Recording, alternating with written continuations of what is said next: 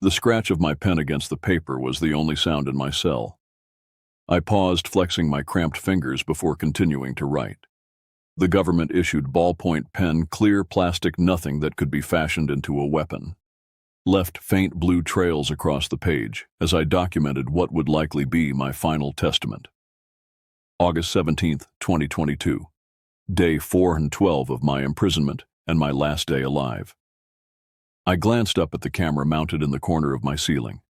They thought providing me with paper and pens was a kindness, a psychological comfort to prevent me from completely unraveling. Little did they know I was using their kindness to preserve the truth they so desperately wanted buried. Dr. Reeves lights out in 30 minutes, came the disembodied voice through the intercom. I didn't bother responding. Agent Thomas was on duty tonight, the only one who sometimes engaged in actual conversation. The others treated me like a specimen rather than a person.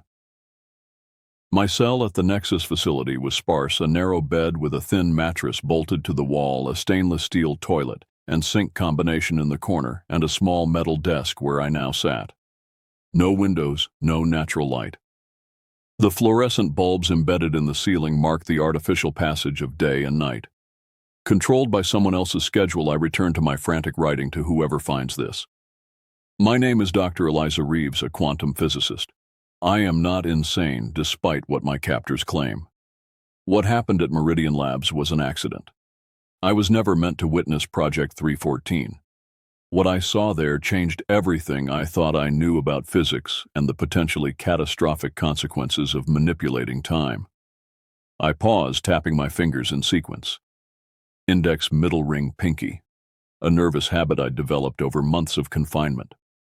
My hair had grown long during my imprisonment, and I tucked a loose strand behind my ear as I considered my next words. The official story was that I'd suffered a psychotic break after my research team's quantum computing project failed. A convenient narrative that explained my disappearance from the scientific community. My colleagues probably believed I was receiving treatment at some private facility. Only Director Stern, Dr. Wells, and a handful of security personnel knew the truth. I was being held because I had accidentally witnessed the government's classified time travel experiment. I still remembered Wells's face when he found me in the restricted lab section.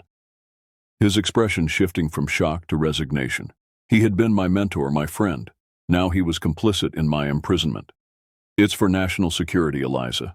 He had told me the last time he visited 6 months ago. Just cooperate and eventually they'll let you out. But I knew better. I'd overheard enough fragments of conversation between guards to understand that relocation was imminent. In government speak, that meant elimination.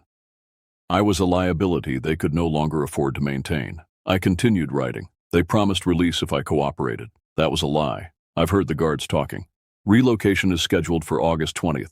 3 days from now, I won't see the outside of this facility alive.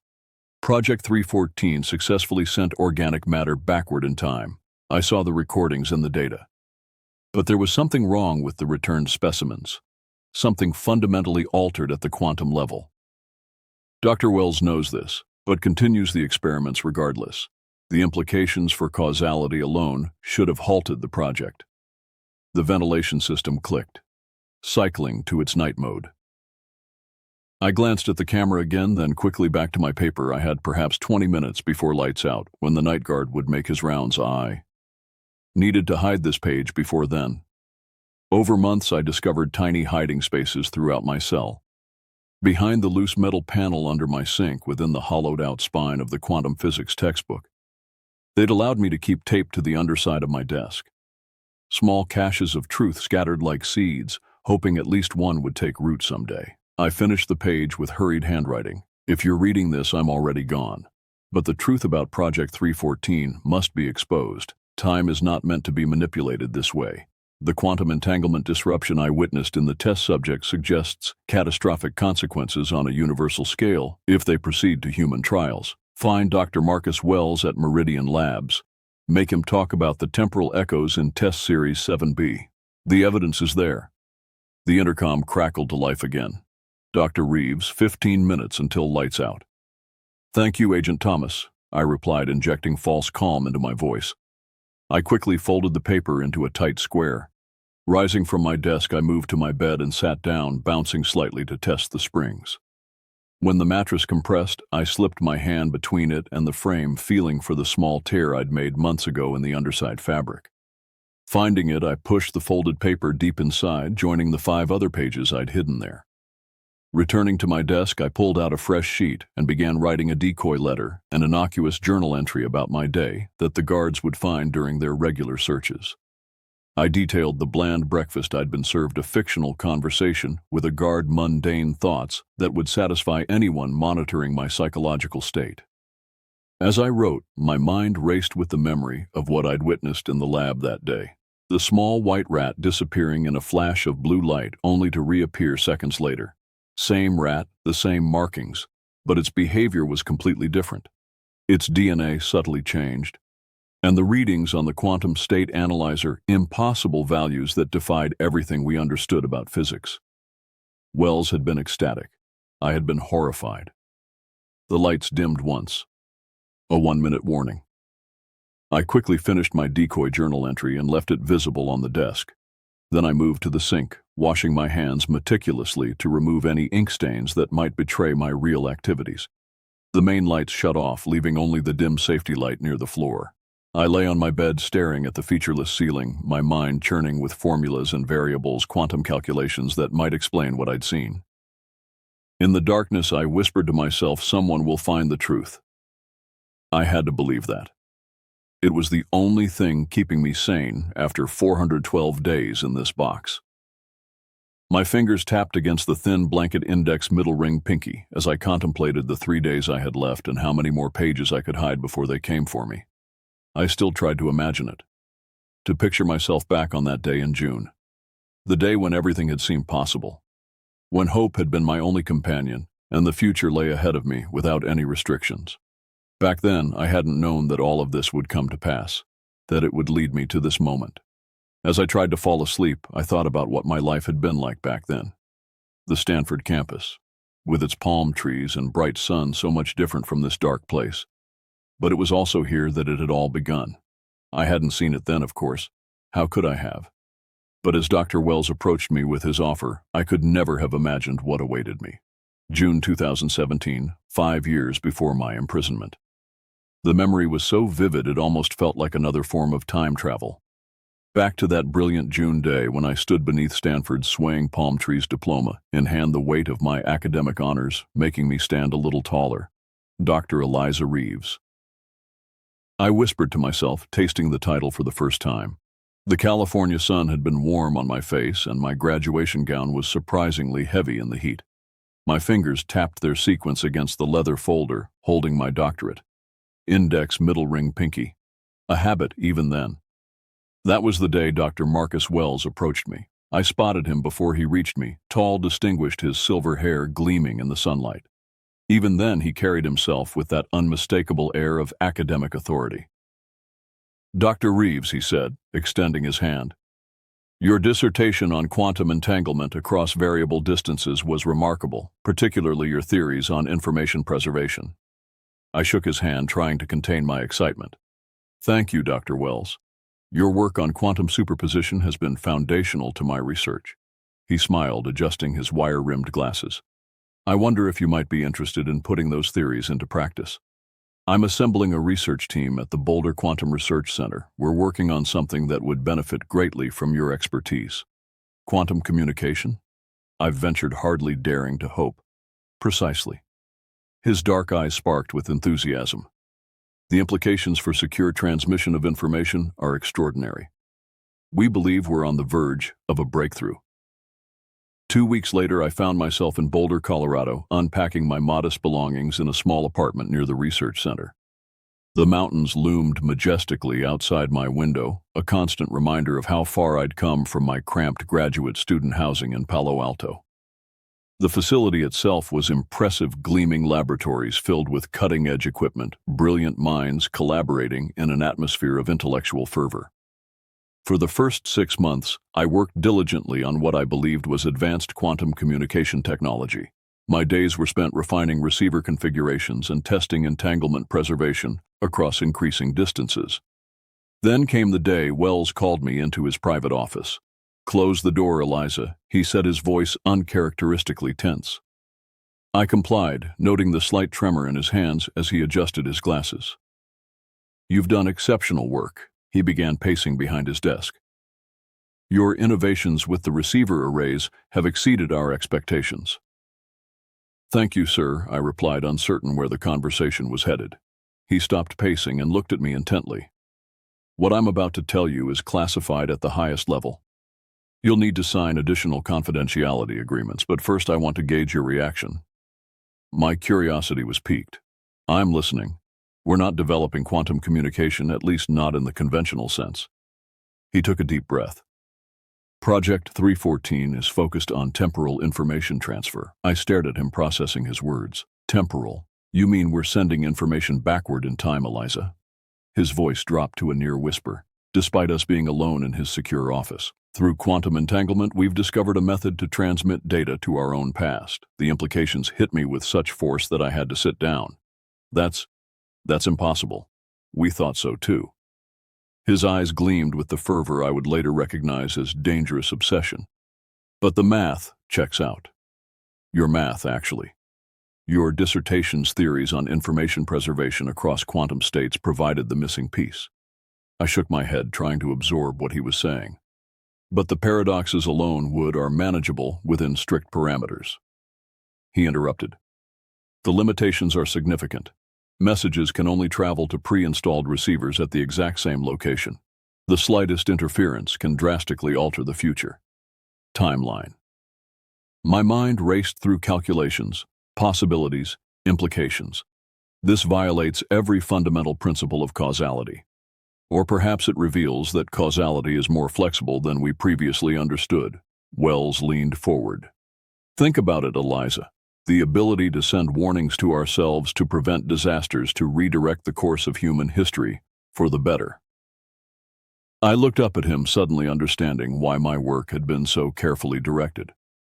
"The receiver arrays I've been configuring are temporal receivers," he confirmed, "designed to intercept information from our future selves." In the weeks that followed, I was introduced to the full scope of Project 314. My security clearance was elevated, my work area relocated to a more secure section of the facility. My specific assignment was monitoring the primary temporal receiver, essentially waiting for a message from the future that would confirm our theory worked. Days turned into weeks, weeks into months. The receiver remained silent. "Nothing again today," I reported to Wells one evening. Nearly a year into my new assignment, we were alone in the lab, the other researchers having gone home hours ago. He frowned. "Examining my logs. The calculations are sound, the equipment is functioning perfectly. Maybe there's nothing to receive," I suggested, voicing the doubt that had been growing steadily. "Maybe it isn't possible after all. Or maybe our future selves haven't needed to send anything back yet." Wells countered, his faith unwavering. "Perhaps no crisis has arisen that would necessitate temporal communication." I gestured toward the silent equipment. "Or perhaps we've created an elaborate receiver for messages that can never be sent." "Patience, Dr. Reeves." His voice had that edge he used when he felt challenged. "Science requires persistence. The Wright brothers didn't achieve flight on their first attempt. The Wright brothers weren't trying to violate the fundamental laws of physics," I muttered. He gave me a sharp look. "Neither are we. We're expanding our understanding of those laws." Days became months. Months became years. The receiver remained stubbornly silent. My initial excitement had long since given way to monotonous routine, checking calibrations, running diagnostics, staring at empty readouts. Each night I'd archive another day of non-results, questioning whether we were pioneers or fools. "What if the reason we never receive a message," I asked Wells during my third year on the project, "is because something goes catastrophically wrong? What if the very act of sending information back destroys the future from which it's sent?" Wells dismissed my concerns with a wave of his hand. "You're thinking too linearly, Eliza. Quantum mechanics doesn't work that way. We don't know how temporal mechanics works," I countered. "That's my point." But he was already moving on to other aspects of the project, his obsession blinding him to the dangers I was beginning to see. And still, I stayed, my scientific curiosity overriding my growing unease. I told myself I was being cautious, monitoring for problems, serving as the voice of reason. I never imagined that 4 years later I would accidentally discover what Project 314 had evolved into. Not just information transfer, but actual material transport through time. I couldn't have known that my questions would eventually lead to my imprisonment, or that the same silent receiver I'd monitored for years would become central to the government's most dangerous experiment. In my cell, my fingers resumed their tapping sequence against the thin blanket index middle ring pinky, as I reflected on how differently things might have turned out if I'd walked away when the receiver remained silent. But scientific curiosity is its own form of entanglement, binding us to outcomes we cannot predict or escape. I often wonder if scientific curiosity is its own form of curse. That thought haunted me as I sat in my cell, remembering how differently my life might have unfolded if I'd walked away from Project 314 years earlier. But I hadn't. Instead, my dedication to understanding quantum mechanics led me inexorably to June 12, 2021, the day everything changed. It was late, nearly midnight. The facility had emptied hours ago, but I remained at my terminal, running one last diagnostic on the perpetually silent temporal receiver. My coffee had gone cold, my eyes strained from staring at scrolling data.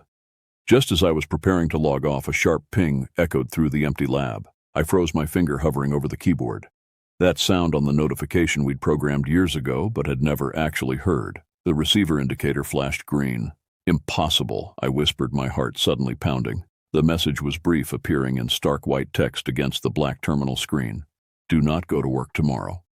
I stared at it, uncomprehending at first. After 4 years of silence, this was what came through. No technical data, no scientific breakthrough, just a cryptic warning. My fingers automatically began their familiar tapping sequence, index middle ring pinky, as I analyzed the message. The timestamp indicated it had originated 47 hours in the future. I ran a verification protocol, checking for system anomalies. This has to be a glitch, I muttered to myself, scrolling through diagnostic reports. Everything appeared normal. But I couldn't accept that our first temporal message would be something so mundane, so personal. I copied the data to my secure drive and sent a brief email to Wells. Anomalous signal received. We'll discuss in morning. Then I shut down my station and gathered my things, dismissing the message as a system error. Perhaps a routine update gone wrong, or even someone's idea of a prank. That night I barely slept, my mind churning through possibilities. By morning, I'd convinced myself it was nothing significant. Important enough to report, certainly, but not enough to keep me from my scheduled experiments. I went to work as usual. The Boulder facility hummed with its normal morning activity. I nodded to colleagues in the hallway, swiped my badge at 3 separate security checkpoints, and made my way to my lab in the East Wing. Wells wasn't in yet, unusual given his typically early arrivals. At 9:45 a.m., I was deep in analysis of the previous night's message when Dr. Chen from Quantum Computing poked his head into my lab. Reeves, do you have the specs for the new entanglement array? Engineering needs them for the installation this afternoon. They should be in the shared drive, I replied without looking up. Under Project 314, Phase 2. I checked. They're not there. I sighed, finally meeting his gaze.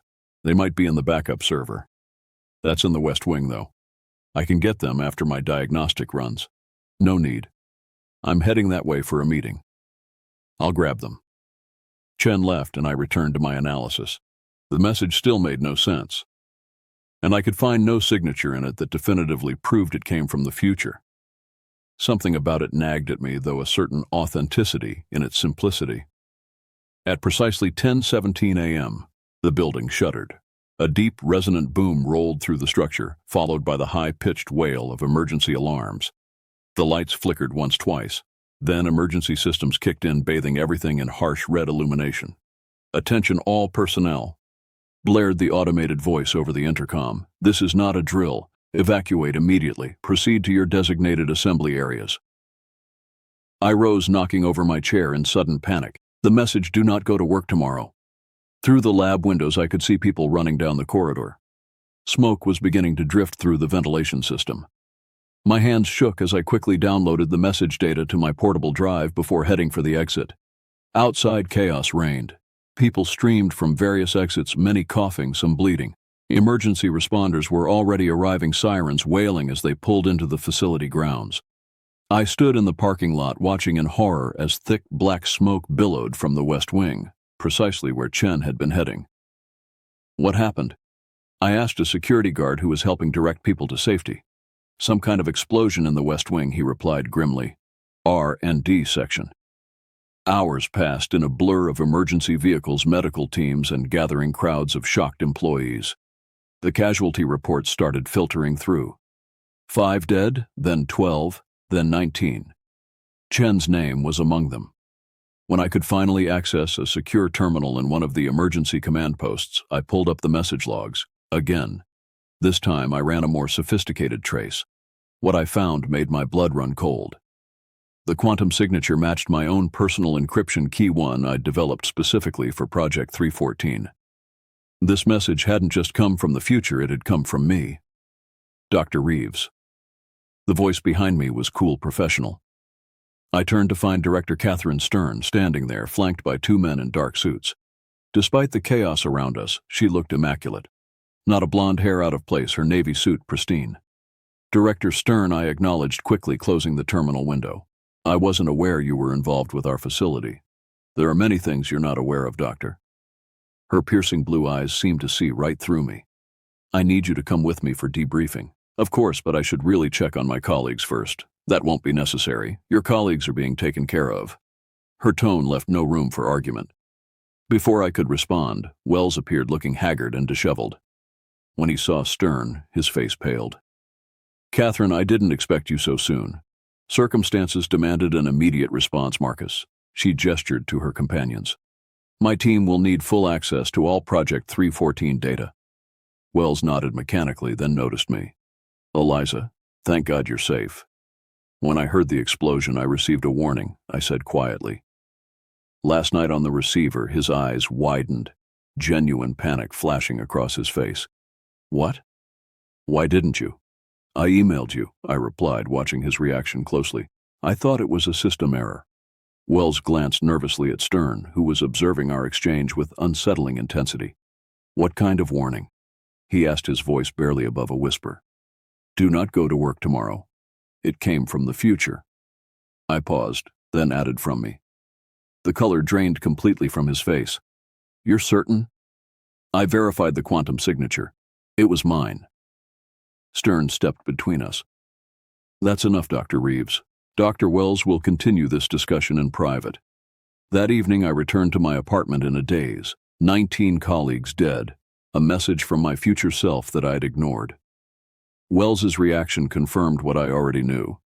The message was authentic. Somehow I had sent a warning from the future and I had failed to heed it. I was packing an overnight bag, planning to stay with a friend. My apartment felt too empty, too quiet after the day's horrors. When I heard a vehicle pull up outside, heavy footsteps approached my door. Before I could react, the lock shattered and armed men in tactical gear swarmed inside. Dr. Eliza Reeves, one of them, announced, you're being detained under national security provisions. I backed away, hands raised. On what grounds? No one answered. 2 men seized my arms while another prepared a syringe. What is that? No, you can't. The needle pierced my skin. Almost immediately the room began to tilt and sway. My last conscious thought was of the message. How different things might have been if I'd simply stayed home. My world went black.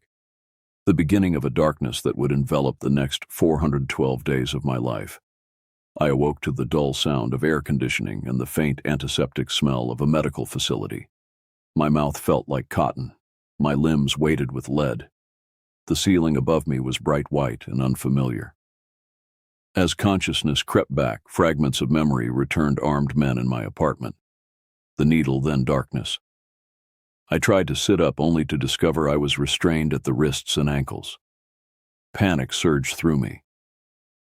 She's awake, someone said.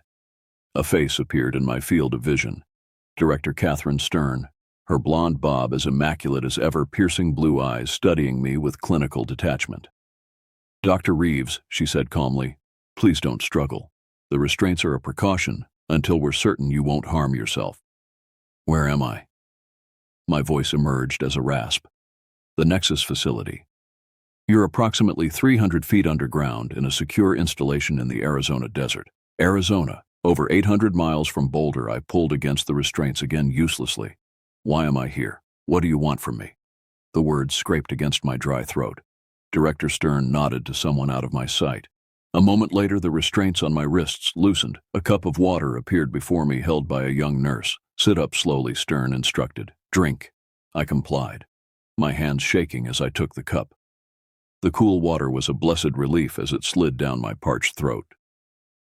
The explosion at the Boulder facility wasn't an accident, Stern said once I'd drained the cup. It was sabotage. Foreign agents targeting our quantum research program. I stared at her. That's impossible. The facility's security was compromised. Her voice was flat, brooking no argument. 19 of your colleagues are dead, Dr. Reeves, because someone wanted to stop Project 314. My fingers began their familiar sequence, index, middle ring, pinky against the paper cup. What does this have to do with me? Why am I here? Stern's thin lips curved into what might have been a smile on anyone else. On her, it looked predatory. Because you received a message from the future, your own message. That proves Project 314 works. The implication struck me like a physical blow. You want me to continue my research after what happened? We need you to continue your research because of what happened. She took the empty cup from my trembling hands. Your work is now classified at the highest level of national security. You will help us perfect temporal communication. And if I refuse? I asked, already knowing the answer. Her blue eyes hardened. That's not an option, Dr. Reeves. Your country needs you. The restraints on my ankles were released. 2 armed guards materialized at the doorway of what I now realized was a small medical room. Dr. Wells will brief you on your new working conditions, Stern said, turning to leave. I suggest you cooperate fully.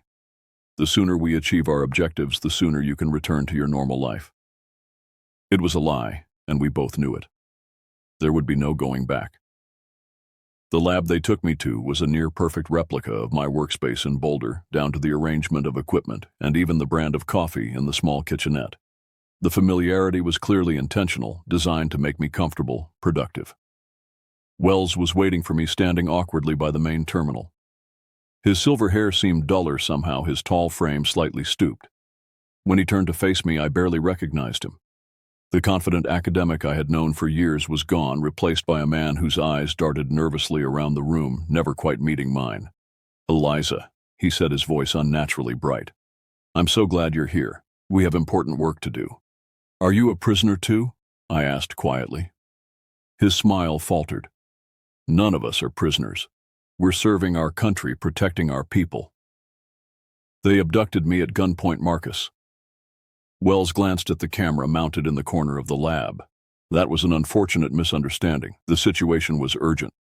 I followed his gaze to the camera, then noticed others, at least 6 visible monitoring devices around the room. Constant surveillance.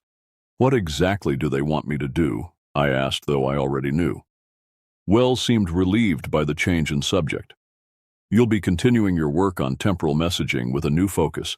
We need to send targeted warnings to specific points in the past to prevent disasters like the explosion. Exactly. He led me to the main workstation, his hands trembling slightly as he swiped his ID card to unlock the terminal. We've enhanced the receiver array based on your earlier designs. The transmission capacity is significantly improved. The screen lit up with familiar code, my code, but with modifications. As I skimmed through it, I realized they had indeed made significant advances. The potential message complexity had increased tenfold. Who did this work? I asked, genuinely impressed despite myself. A team working from your foundation. Wells finally met my eyes. Eliza, what you created was revolutionary. Now we need to use it to save lives. For a moment I saw a flicker of the old Wells, the passionate scientist who had once inspired me, but it faded, quickly replaced by that nervous, haunted look. Your first assignment, he continued, retrieving a tablet from a nearby desk, is to send a warning about the Boulder explosion back to yourself. I took the tablet. On it was a detailed dossier about the explosion casualty reports, structural damage assessments, and a preliminary investigation suggesting an explosive device had been placed in the West Wing server room. You want me to send the exact message I already received? Do not go to work tomorrow. Wells nodded. We need to confirm message consistency across timeline alterations. It's also your chance to save those 19 lives. My heart clenched at the thought. Chen, the others. Could I really save them?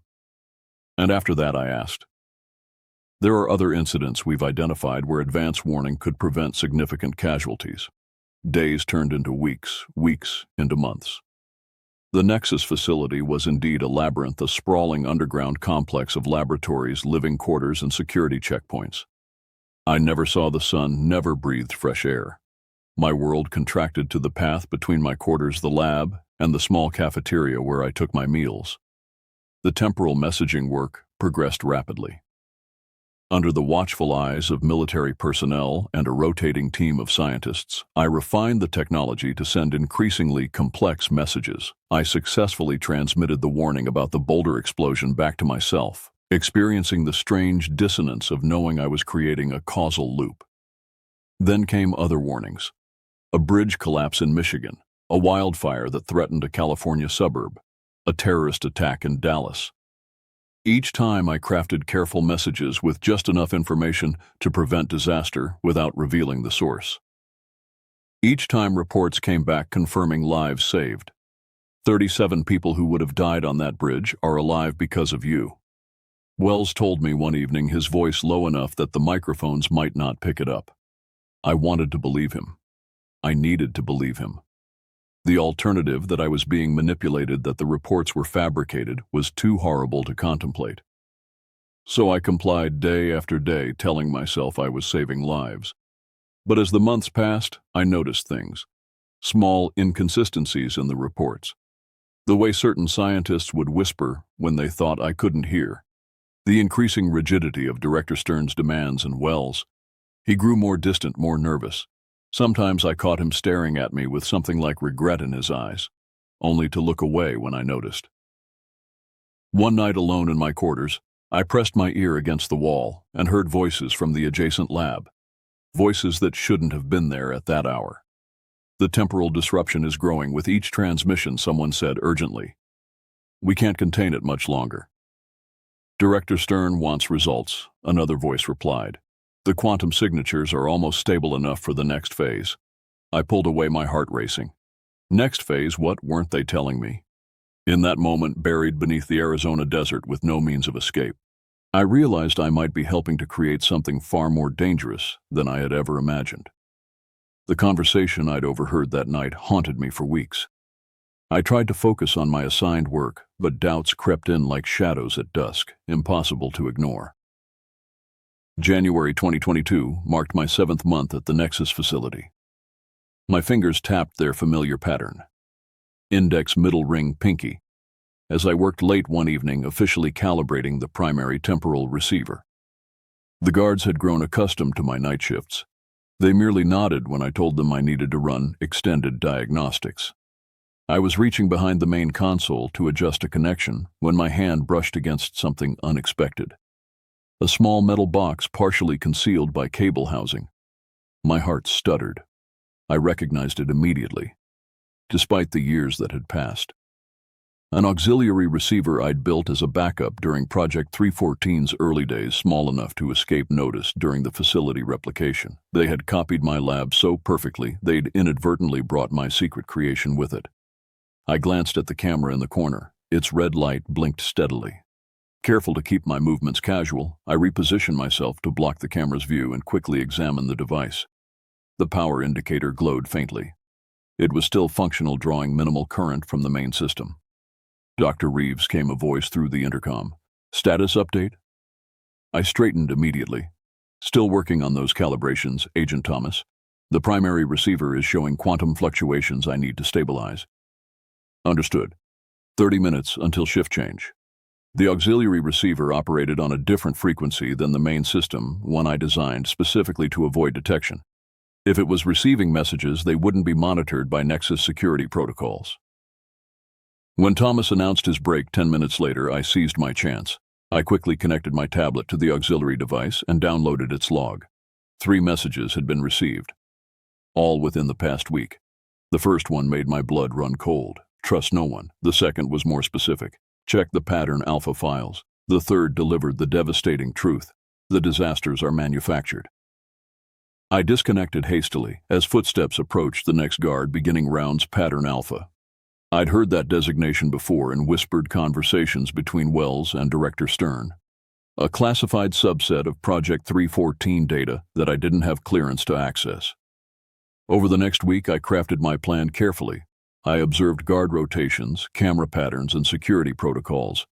I noted when the system ran automated backups, temporarily reducing surveillance sensitivity. Most importantly, I watched Wells' tracking when he accessed the secure servers, memorizing his authorization sequences from a distance. On January 17th, I made my move. The night shift was Agent Thomas's again, the one guard who showed me basic human kindness. "You're pushing yourself too hard, Doctor," he remarked, as he passed my lab at 2 a.m., finding me still working. "Just following orders," I replied with a weary smile. "Director Stern wants these projections by morning." He nodded sympathetically.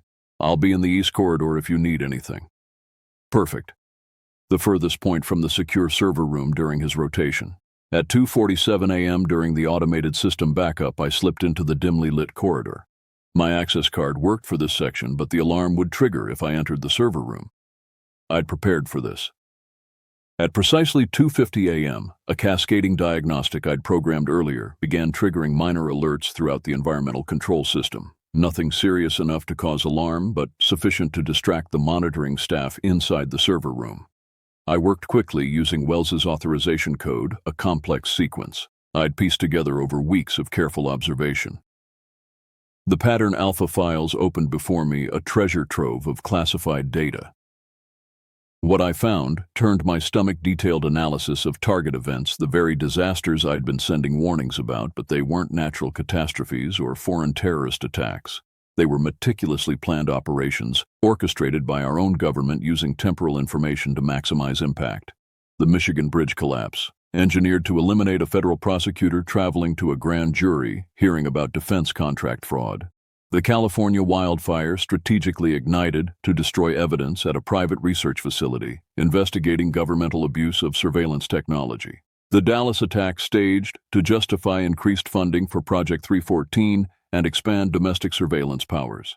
And the Boulder explosion. I gasped as I read the file. It wasn't targeting foreign agents.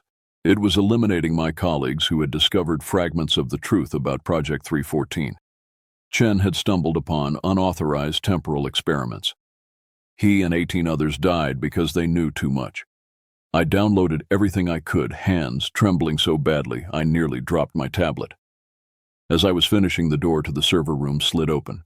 Dr. Marcus Wells stood in the doorway. My heart plummeted.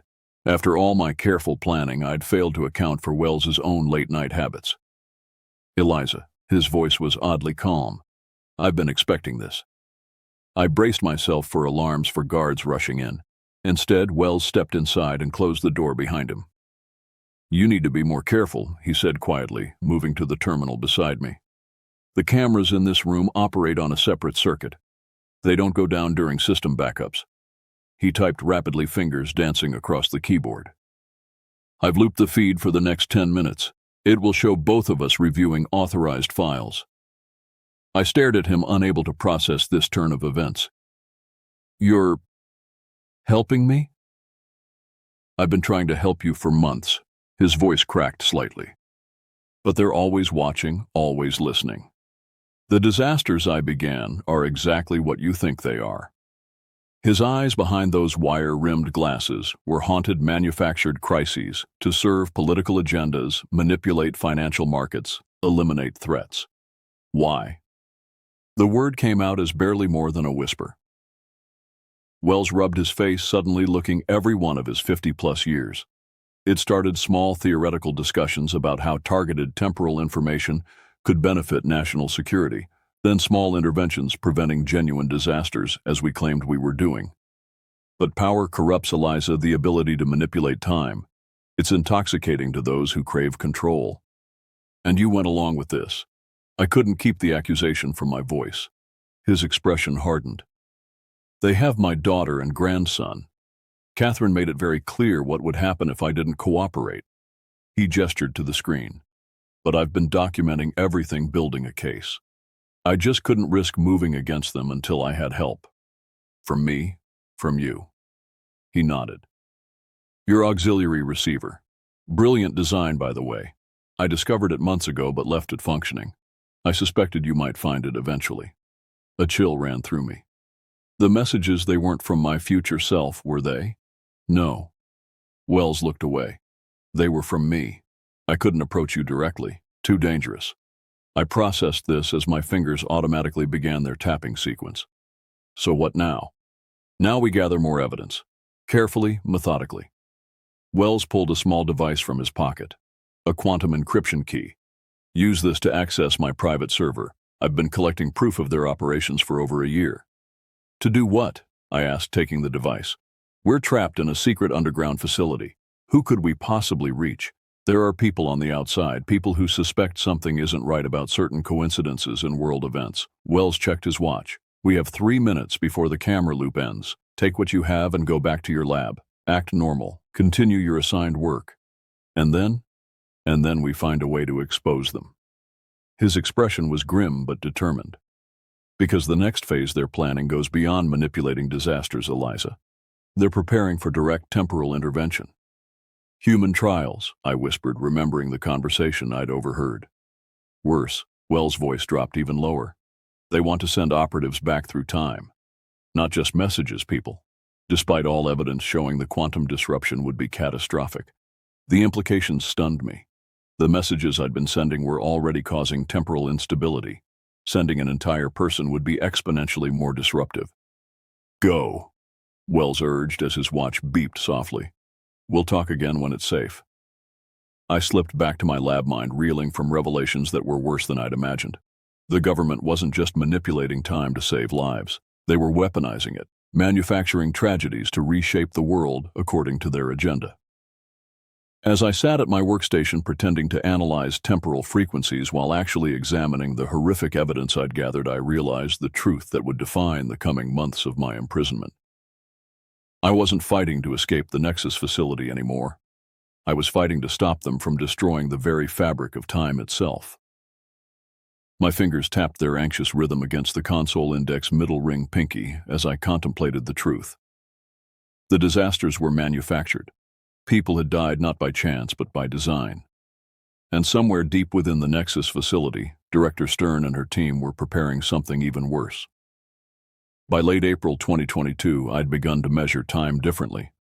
Not by the artificial light cycles of the Nexus facility or the digital calendar on my tablet, but by the growing collection of evidence Wells and I had accumulated. Each file, each recording, each fragment of data was another day closer to exposing the truth. My quarters were exactly as they'd been 3 months ago, when Wells first helped me access the pattern alpha files. The same sterile walls, the same surveillance camera in the corner, with its steadily blinking red light. But beneath my mattress lay a quantum encryption key holding secrets that could bring down governments. I sat at my desk reviewing temporal stability reports that showed increasing degradation with each transmission evidence I'd been secretly documenting. My fingers tapped their familiar rhythm against the edge of the tablet index middle ring pinky. The door slid open without warning. I quickly switched screens as Wells stepped in, his silver hair disheveled, dark circles under his eyes.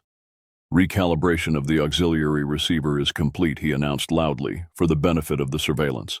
Then he placed his tablet beside mine, angling it away from the camera. On his screen was a message. Found Chronos files. Emergency meeting tonight. 0200. I nodded slightly, keeping my expression neutral. The temporal fluctuations are still within acceptable parameters, I replied, matching his professional tone, though I'm concerned about the quantum decay rate in Sector 7. Wells made a show of examining my fabricated data while typing another message. Stern takes orders from them. She's expendable. The realization struck me like a physical blow. Director Stern, the woman I'd believed was orchestrating everything, was merely a mid-level operative in a much larger conspiracy. I'll make the necessary adjustments, Wells said, collecting his tablet. The director expects results by morning. I'll continue monitoring from here, I replied. When he left, I sat motionless, digesting this new information. Not just Stern, but a shadow committee called Kronos. The rabbit hole went deeper than I'd imagined. The service corridor between Laboratory 6 and the East Wing maintenance shaft had become our meeting place. At precisely 2 a.m., I slipped from my quarters during the 3-minute camera loop Wells had programmed into the security system. He was already there, looking even more haggard than earlier. I accessed their secure communications, he whispered without preamble. Kronos isn't a government division. It's a private consortium of military contractors, intelligence officials, and corporate interests. How high does it go? Asked. Cabinet level, possibly higher. Wells removed his glasses, rubbing tired eyes. They've been using Project 314 to manipulate global events for nearly 2 years. Stock market predictions, elimination of political opponents, resource acquisition disguised as natural disasters. My stomach turned. And Stern? She believes she's serving national security interests. She doesn't know she's being used by Kronos to further their agenda. He replaced his glasses. But that's not the worst of it. What could be worse? Wells glanced nervously down the corridor. They're accelerating the human trials. The first temporal transport of a living subject is scheduled for next month. The implications were staggering. Our previous calculations had shown that sending even small objects through time created dangerous quantum instabilities. They can't, I whispered. The mathematics doesn't support it. The temporal disruption would be catastrophic. They don't care. Wells' voice hardened. They believe they can control the outcome, contain any disruptions. They're planning to send an operative back 5 years to eliminate a foreign scientist before he develops certain technologies. We have to stop them. My voice sounded small, even to my own ears. We will. Wells pulled a small device from his pocket. I've modified this to interface with your auxiliary receiver. When connected to the main array, it will temporarily expand the transmission range. I studied the device. You want to send the evidence externally to 2 people we can trust, your former professor at Stanford, Dr. Michaels, and Vanessa Reyes, the investigative journalist who exposed the defense contractor scandal last year. Hope flickered inside me for the first time in months when 3 days from now. The quarterly maintenance cycle will provide our window. I'll create a diversion in the primary systems while you make the transmission. Wells gripped my shoulder. This has to work, Eliza. If they succeed with the human trials, the damage to the timeline could be irreversible. For 3 days, I made final preparations. Each night, I secretly modified the transmission equipment, bypassing security protocols and expanding the receiver parameters. By day, I performed my assigned duties with a mechanical precision that raised no suspicions. On the 3rd day, alarms blared throughout the facility at precisely 3:17 p.m. Attention all personnel, the automated system announced. Containment breach in Laboratory 3. Emergency protocols engaged. Guards rushed past my lab. Through the glass walls, I could see smoke, billowing from the East Wing Wells diversion. I had 8 minutes at most. My fingers flew across the keyboard, connecting Wells' device to my auxiliary receiver. The interface flashed green connection established. I quickly uploaded our evidence package, including the Kronos files and details of the planned human temporal transport. A message appeared on the screen: select temporal destination. I entered 2 sets of coordinates. Dr. Michaels' office at Stanford and Vanessa Reyes' secure server, both targeted for June 2021 before the Boulder explosion. When I was still free transmission commencing, I whispered, watching the progress bar inch forward. I was so focused on the screen that I didn't hear the door slide open behind me. Only when I felt the cold metal of a gun barrel against my neck did I freeze. Step away from the console, Dr. Reeves. I recognized the voice immediately. Agent Ryan Thomas, the only guard who had shown me kindness. Or so I'd thought. Thomas? I said, trying to keep my voice steady as the transmission reached 78%. You don't understand what they're doing. I understand perfectly. His voice was flat professional. I've been monitoring your conversations with Wells for weeks. Did you really think you could discuss treason in this facility without someone noticing? The transmission hit 89%. Just a few more seconds. It's not treason to expose crimes against humanity, I said, stalling. They're manipulating time, killing innocent people for the greater good. The pressure of the gun barrel increased. Step away now. Console beeped 100% transmission complete. I raised my hands and turned slowly. Thomas's usually kind face was now a mask of cold determination. Behind him stood Director Stern and two other agents, disappointing but not surprising. Stern said, her blue eyes piercing, "Bring Dr. Wells as well." They gathered everyone in the main atrium. All 100-plus personnel of the Nexus facility. A makeshift platform had been erected in the center. Wells stood upon it, hands bound behind his back, face bruised and bloody. Director Stern's voice echoed through the cavernous space. Dr. Marcus Wells has been found guilty of treason against the United States.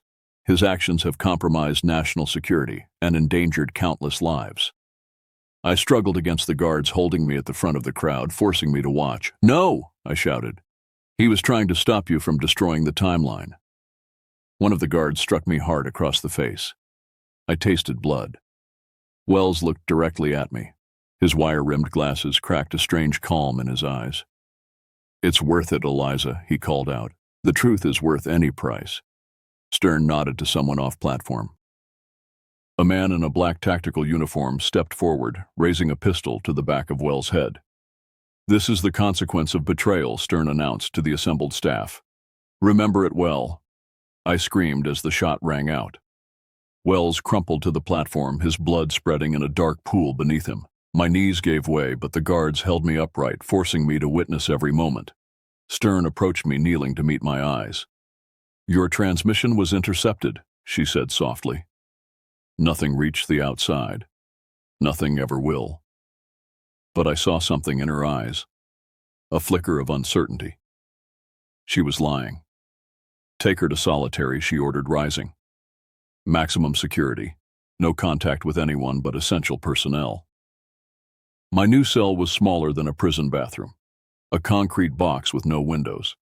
A narrow cot bolted to the wall and a stainless steel toilet in the corner. A constant light burned overhead, making sleep nearly impossible.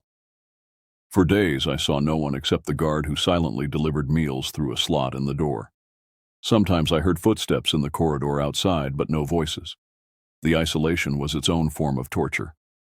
On the 7th day in solitary, my auxiliary receiver, which they hadn't discovered in their search of my original lab, activated. The small device I'd managed to conceal in the lining of my shoe vibrated against my ankle. With trembling hands, I extracted it and read the message glowing on its tiny screen. "They will kill you on August 18th, 2022. Final solution in progress." The signature was unmistakable. My own quantum key. This message had come from my future self. I sat on the edge of my cot, the cold concrete wall against my back, and began to tap my fingers in their familiar pattern. Index, middle ring, pinky. Wells was dead. I was alone. And in just over 3 months, they planned to kill me too. But the message told me something else. Something Stern didn't know. At least one of our transmissions had gotten through. Somewhere outside this underground prison, the truth was spreading. And my future self was still fighting. I closed my eyes and began to plan. In the low light of my isolation cell, I studied the tiny receiver in my palm again. The message still glowed faintly. "They will kill you on August 18th, 2022. Final solution in progress." My own quantum signature. My own warning. May arrived with no change to my circumstances.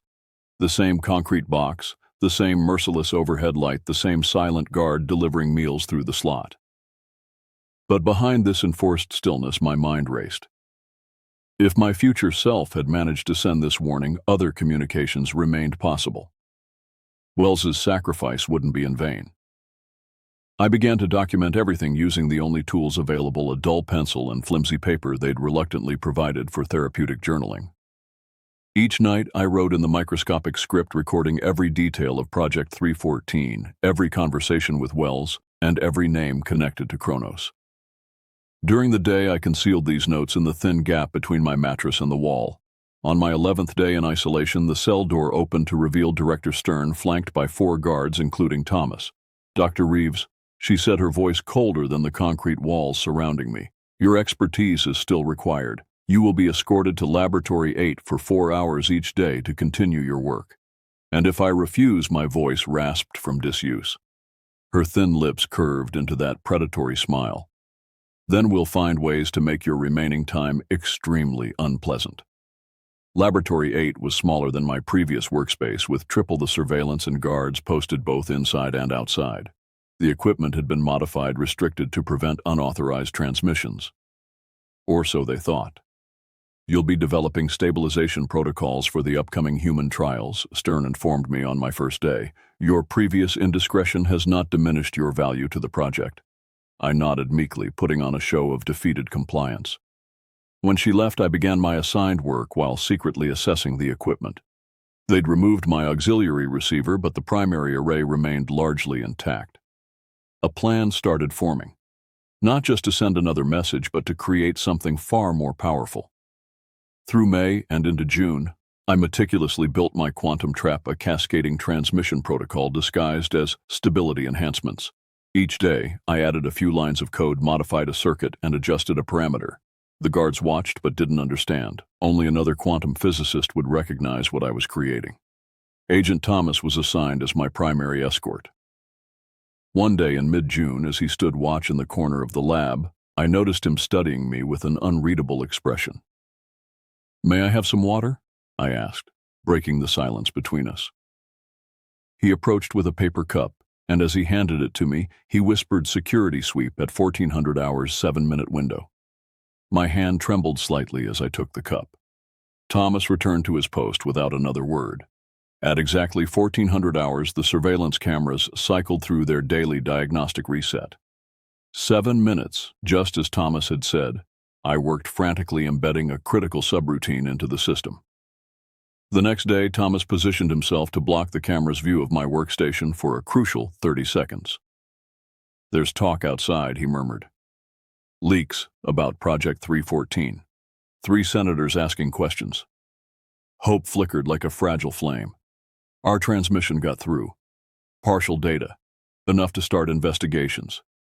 He shifted, his voice barely audible. "Stern is under pressure. Kronos is scrambling." In July, my plan accelerated. During each lab session, I encoded quantum instructions, micropackets of information designed to piggyback on the facility's regular temporal communications. Each packet contained fragments of evidence, mathematical proofs of the damage Kronos was causing to the timeline, and instructions for receiving future transmissions. "Why are you helping me?" I finally asked Thomas during a rare moment when we were alone in a corridor. His eyes remained fixed ahead. "My brother was on that bridge in Michigan, the fabricated disaster. One of 37 people who supposedly survived because of my warning. Except he hadn't."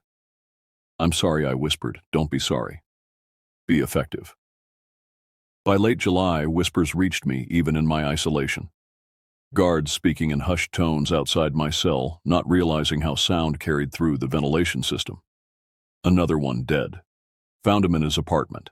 That's 4 Kronos executives in 3 weeks, saying it's heart attacks, but nobody believes that." One afternoon, Thomas slipped me a folded note with my meal. It contained 3 words: "Timeline war begun." The implications staggered me. Our evidence hadn't just exposed Kronos. It had triggered interventions across multiple timelines. Temporal ripples affecting past, present, and future simultaneously. The very scenario Wells and I had feared most was unfolding, perhaps in our favor. My work in the lab became more urgent. I no longer needed to hide my intentions. The temporal disruptions occurring globally had created so much chaos that my activities blended into the background radiation of anomalies. "They're dying of temporal cancer," Thomas informed me during early August. "Cellular breakdown from timeline contamination. The human trials are postponed indefinitely." I nodded, unsurprised. And Director Stern recalled to Washington they need scapegoats. On August 7th, I completed my final modification, a quantum cascade protocol that would replicate my message across multiple times and locations simultaneously. Not just a warning, but a complete package evidence instructions and a roadmap for dismantling Kronos. That night in my cell, the tiny receiver hidden in my shoe vibrated once more. The message was different this time. Completion confirmed. History rewritten. Sacrifice necessary. I sat on my cot, my back against the cold wall, and for the first time in months, I smiled. My fingers tapped their familiar pattern index middle ring pinky, but without their usual anxiety. I understood now. My death on August 18th wasn't just inevitable, it was necessary. The final component in a temporal equation I had written across multiple timelines. I had become both the messenger and the message, creating a closed loop that would ultimately unravel Kronos. Thomas appeared at my cell the next morning, his face grave. "It's working," he said quietly. "Whatever you did, it's working. But they know they're moving up the timetable." "When?" I asked, though I already knew the answer. 3 days, August 10th, 8 days before my predicted execution date. The timeline was moving already. My quantum cascade was rewriting history faster than I'd anticipated. "Is it worth it?" Thomas asked, doubt clouding his features for the first time. I thought of Wells, of the 19 colleagues who died at Boulder, of Thomas's brother on that Michigan bridge, of the countless others who had been sacrificed for Kronos's manipulations. "Time isn't just physics, Thomas, it's justice." As he turned to leave, I realized with perfect clarity that I had succeeded. My death would come perhaps on the 10th now, instead of the 18th, but it wouldn't be an end. Across multiple timelines, multiple versions of myself were fighting the same battle, sending messages backward and forward through time, creating an unbreakable web of truth. I had become quantum entangled with my own destiny. My sacrifice was necessary, but through it, history would be rewritten. Kronos would fall. I closed my eyes and waited for the future I wouldn't live to see, but had helped to create. The morning of August 18th, 2022, arrived with the same bright light that had greeted me every day of my captivity. Thomas had said they'd moved it up to the 10th, yet here I was, still breathing on the 18th. The timeline had shifted again, returning to my original warning. I made the final entry in my hidden journal, with the stubby pencil they'd allowed me to keep. My fingers were stained with graphite, the pages filled with microscopic writing, documenting every aspect of Project 314 and the Kronos conspiracy. I slid the journal into its hiding place between the mattress and the wall one last time. The quantum cascade I'd embedded throughout the system over these past months was complete. Last night I'd activated the first phase from Laboratory 8 under the guise of routine maintenance. My fingers tapped their familiar pattern against my thigh. Index, middle ring, pinky, but without the usual anxiety. Instead, I felt an unexpected serenity. At exactly 9 Gao a.m., the door to my cell slid open.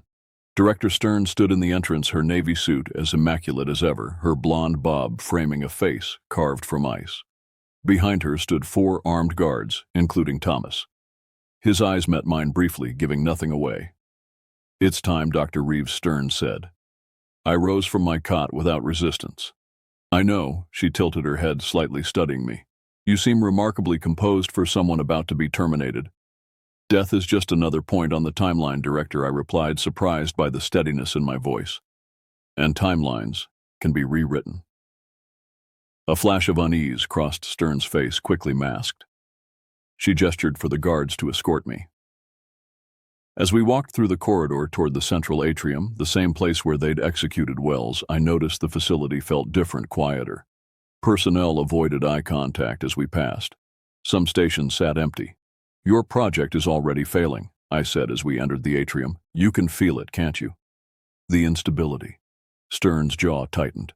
"Your delusions won't save you, Dr. Reeves," I smiled, the expression feeling strange on my face after months of captivity. "They're not delusions. I've sent thousands of messages across the timeline, each containing fragments of evidence, each creating quantum entanglements that even Project 314 can't track or erase." "What are you talking about?" Stern's voice carried the first hint of uncertainty I'd ever heard from her. "A quantum encryption spread across time itself. The more you try to manipulate events, the more visible the pattern becomes." I stopped walking, forcing our procession to halt in the center of the atrium. "I didn't just send messages to specific points, Director. I created a cascade." The phone in Stern's pocket chimed. She hesitated, then answered it, turning slightly away. I watched her posture stiffen, her knuckles whitening around the device. "That's impossible," she whispered into the phone. "Contain it immediately." When she turned back to me, her perfect composure had cracked. "What have you done?" "Let me guess. Evidence is emerging worldwide. Kronos operatives dying of temporal cancer, witnesses coming forward who shouldn't exist. Digital records appearing in secure systems that were never breached." The guards shifted uncomfortably. Thomas remained still, his eyes constantly scanning the room. Stern's voice dropped to a hiss. "You've destroyed years of work." "National security was never your concern," I interrupted. "Kronos wanted power control, the ability to reshape reality according to their interests. But time doesn't work that way. It fights back." Her blue eyes hardened to glacial chips. "Finish this," she ordered the guards. "Now." The guards raised their weapons. I felt no fear, only a strange sense of completion. I had become quantum entangled with my own destiny across multiple timelines. My fingers tapped their familiar pattern one last time. Index middle ring. Pinky. "Close your eyes, Dr. Reeves," Thomas said quietly. I did, expecting the impact of bullets. Instead, I heard 3 rapid shots followed by shouts and the sound of bodies falling. When I opened my eyes, 3 guards lay on the floor. Thomas stood with his weapon trained on Director Stern, who had frozen in shock. "Agent Thomas?" Stern's voice trembled with disbelief. "What is the meaning of this?" "Not exactly," he replied. "The Thomas you knew died 3 timeline iterations ago. I came back through a stabilization loop Eliza created. My breath caught. You're from another timeline." He nodded without taking his eyes off Stern. "One where your plan partially succeeded. I volunteered for the temporal transport to ensure it works completely this time." Stern's face contorted with rage. "You're both insane. This facility is locked down. You'll never escape." "We don't need to escape," I said, moving toward the central terminal in the atrium. "We just need to finish what I started." Thomas kept his weapon trained on Stern as I accessed the terminal. My fingers flew across the keyboard, entering the final activation sequence for my quantum cascade. The screen flashed green protocol, accepted. "What are you doing?" Stern demanded, panic edging into her voice. "Collapsing all timeline manipulation simultaneously," I answered, watching the progress bar advance, creating a temporal reset that will preserve the evidence while neutralizing Kronos' ability to make further changes. The facility's lights flickered. A deep rumble vibrated through the floor beneath us. "You'll destroy everything." Stern lunged forward, but Thomas blocked her path. "Not everything," he said. "Just the corrupted branches. The primary timeline will stabilize." The terminal chimed its completion. Instantly, alarms blared throughout the facility. Emergency lights bathed the atrium in pulsing red. "Attention all personnel," the automated system announced. "Quantum containment failure. Evacuate immediately." "This is not a drill." Stern's phone chimed again, more urgently this time. She stared at the screen, her face draining of color. "They're all dead," she whispered. "The entire Kronos board simultaneously across 3 continents. Temporal cancer, the final stage. The universe correcting itself."